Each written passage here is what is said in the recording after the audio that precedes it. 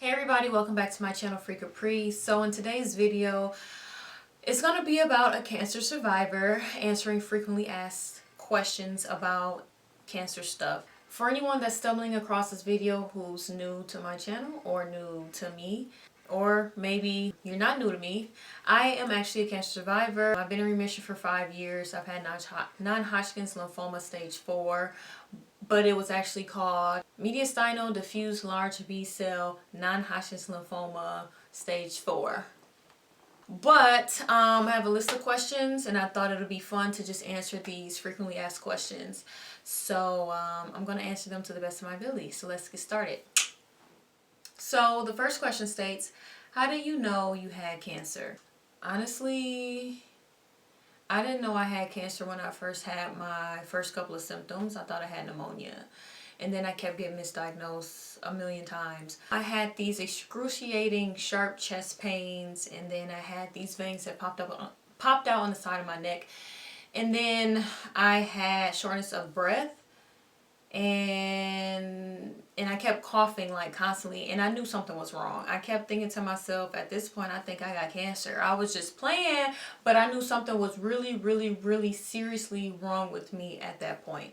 Question number 2 is, what is cancer caused by? You know what, I am not a scientist, but cancer can be caused by genetics, environmental. Specifically for me, for non-Hodgkin's, my oncologist told me that mine was probably environmental. So question number 3 asks, what does cancer lumps feel like? So the only lumps that I had were under my underarms, both of my underarms, and I felt it. When I would go under my underarms to feel my lymph nodes that were swollen, it was like round and it felt like a ball. Question number 4, what does cancer feel like? Cancer feels like death. I'm not going to sugarcoat it. Before chemo and before I was diagnosed with cancer, I felt like death. I couldn't breathe. I couldn't eat. I was exhausted, constantly coughing, like constant symptoms just kept arising when I was getting the chemo. The chemo made everything 1,000 times worse. I had zero energy and I felt even more like I was on my deathbed at times. So you're just constantly fatigued, exhausted, loss of appetite, you feel sick all the time. So, I mean, you have your good days, but honestly, to sum it up, death. It feels like death. It's miserable. I wouldn't wish cancer on my worst enemy, honestly. Okay, question number 5. When does cancer end? For me, when I say when cancer ends is when they say you're in remission and when you're done with your last treatment out, okay? I called it. I'm like, I'm done with this, whatever.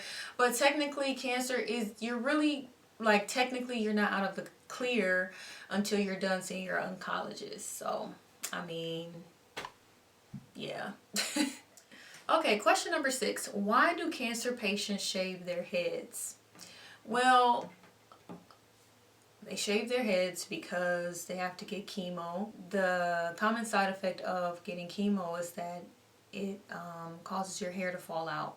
If you try to keep your hair like I did, I mean, you're going to constantly see hair on your pillow, on your clothes. Every time you comb, clumps of it comes out anyways. So people, when they get their first treatment or even before their first treatment, they like to just shave their head. It feels more freeing to them anyways. And then also, for my personal experience, I didn't shave my head. I kept my hair for like 3 months. And after a while, I was trying to do like a social experiment, see how long my hair, would stay on my head. Okay, number 7 says, when does cancer develop? I really don't know. I really can't answer that question. When does it develop? It can develop at any time, any place, any hour. Doesn't matter how old you are. It can develop if you eat the wrong thing, if you smell the wrong thing, if you look to the left, if you have it genetically. Number 8 is, when is cancer considered in remission? It's considered in remission when the doctor tells you that they don't see any evidence, any signs of your cancer anymore. But technically, you will have to finish out all of your treatments in order for you to be totally in remission. However, you still have to see your doctor after you've been announced in remission for a couple more years to make sure that it doesn't relapse. Who does cancer affect the most? The people who took care of me were my parents, really close to me. It would affect them. It affects everybody in your circle, but I think it mainly affects the people who are there taking care of you every day. It takes a toll on them. Okay, number 10, did you ever think you were not going to make it? No, I never thought that, but there was a time where after my 4th cycle or my 4th treatment, chemo treatment, I was so done. Like, I had these mouth sores and I couldn't eat, I couldn't swallow. I was so miserable. And I remember I was crying on my knees praying to God to just please take it away. Like, I just wanted to lay on the floor. Like, but that would probably be my only time where I really felt defeated. But other than that, no. Okay, number 11 says, what were the hidden changes to your body? Mind you, I was an inpatient getting my chemo, so I was getting the aggressive treatment, and I was in there for a week getting a constant chemo trip. When they took me off of that, I felt like a drug addict, and I could feel all the changes in my body as if I was going through withdrawal symptoms from not having my chemo drugs and the pills constantly for a week straight, and they just took me off. I felt my body getting like depleted, like I would say within like 10 minutes, you could slowly just feel everything depleted. I just felt exhausted, extremely tired, sick, nauseated, and it went through a lot of changes. Like I had like this restless leg syndrome, like my body was just doing all types of weird stuff. Also the bloating, the black fingernails, like hairless everywhere. My body went through a lot of hormonal changes as well. So, and chemo does so many things to your body. It's just weird. Did you hope your hair would come back different? No. So I did look up a lot of different people who are in remission and their hair was growing back, because I heard that your hair grows back different or a different color. I expected my hair to be different because that's how it was supposed to come back. My hair came back straight. I did not want my hair straight because my hair was curly, kinky, coily, just, full of life. And so I just wanted my hair back. I didn't care how it came. I just wanted hair on my head. So it came back in straight, like bone straight.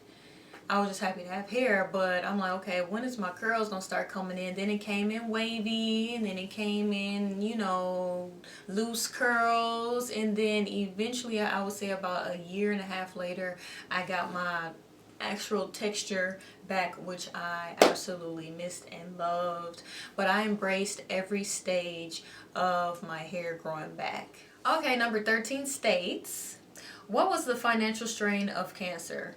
Me not working. That took, a toll on my bank account.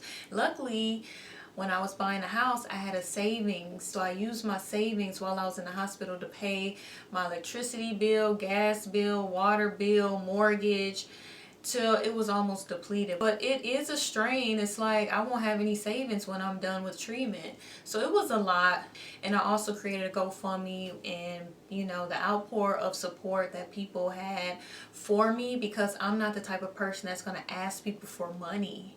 That wasn't my thing, and I used that for medical bills and to help with bills just for my house, because I could not work. I couldn't do anything. God, He made a way for me. Number 14, has having cancer changed your outlook on life? Heck yes, it did. Heck yeah. I knew life was short to begin with, but after being diagnosed, I was grateful for the littlest things, and I still am. Like, I'm waking up, I don't have pain anywhere, I don't feel sick. That's a blessing within itself. I don't hold grudges, and if I'm mad, I don't stay mad. I can get over being mad very quickly, and I don't sweat the small stuff. I take in a lot with nature a lot. Like, I look at the trees, I look at the sunsets, I look at everything else differently on earth.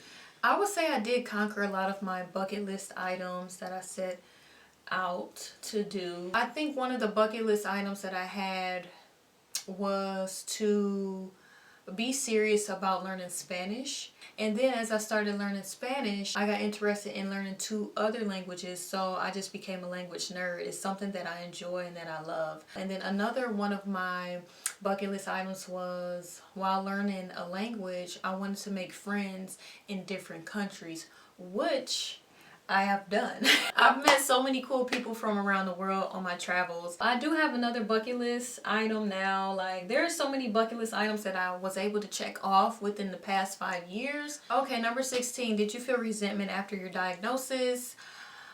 No. I don't feel resentment at all. But there were so many times where I was just so frustrated because I'm so independent and I have to rely on help and people to help. You know, I just wanted, you know, the pain to go away. I didn't want to feel sick. And I would just say frustrated. Not resentment, but just frustrated. Last but not least, number 17. Are you scared that it's going to come back? I would say yes, but I was very paranoid. And every time when I had like a little symptom, like I would cough a lot, I thought I had a chest ache or chest pain, I would freak out. It's almost like PTSD, but for cancer. It's normal to feel those feels about, oh, it might be coming back. And honestly, prayer helped me along the way. I haven't had that, you know, feeling in a long time, which is great. Thanks to God. So those were all of the questions. If you are a cancer survivor, chat down in the comments. I do like meeting a lot of different cancer survivors. It's so cool to meet so many different people who went through the same thing I went through. Cancer is definitely not something easy. So I just want to say thank you all for watching this video. If you have any other ideas for like a video that I can do, comment down below, or any questions you may have about cancer, chemo. If you're going through treatments right now, let me know in the comments, and I hope that I can be a help to you as well. God bless everybody, and I'll see you on the next one. Peace.